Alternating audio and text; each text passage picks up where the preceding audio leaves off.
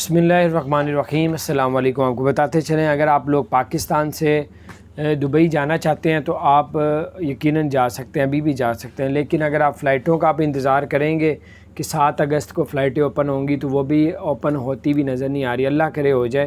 لیکن ابھی Emirates air line نے جو 7 اگست کا کہا تھا اور اتحاد ایئر لائن نے بھی 7 اگست کر دیا، اور اب 7 اگست آنے والی ہے ایک ہفتے کے بعد، تو اب اتحاد ایئر لائن نے کہا ہے کہ ہم یہ ہمارا ختمی فیصلہ نہیں ہے، ہم اس سے آگے بھی بڑھا سکتے ہیں۔ تو اس کا مطلب ہے کہ انہوں نے آگے بڑھانا ہی بڑھانا ہے۔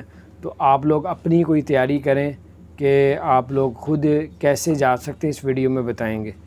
اور آپ پاکستان سے جو ہے اگر قطر جاتے ہیں، قطر سے دبئی جاتے ہیں، تو اس میں تقریباً قطر میں جو قرنطینہ کا جو ریٹ آ رہا ہے بہت ہی زیادہ، بہت کوسٹلی آ رہا ہے، کیونکہ قطر نے بھی وہاں پہ جو پہلے صورتحال تھی، کم پیسوں میں آپ پہنچ جاتے تھے، اب وہ بھی انہوں نے تمام ہوٹلوں کے، تمام قرنطینہ کے ریٹ بڑھا دیے ہیں۔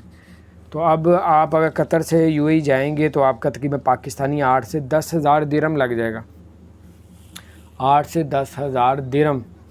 تو اس کے علاوہ اگر آپ اس سے سستے پیکیج میں جانا چاہتے ہیں تو پھر آپ لوگ اوزبکستان سے جائیں، اوزبکستان سے جائیں، وہاں پہ کم پیکیج لگے گا، اور یہاں ارمانیہ سے جائیں، ارمانیہ سے جاتے ہیں یا ابوستان سے جاتے ہیں تو آپ کے قطر سے تقریباً آدھے سے بھی کم پیسے لگیں گے۔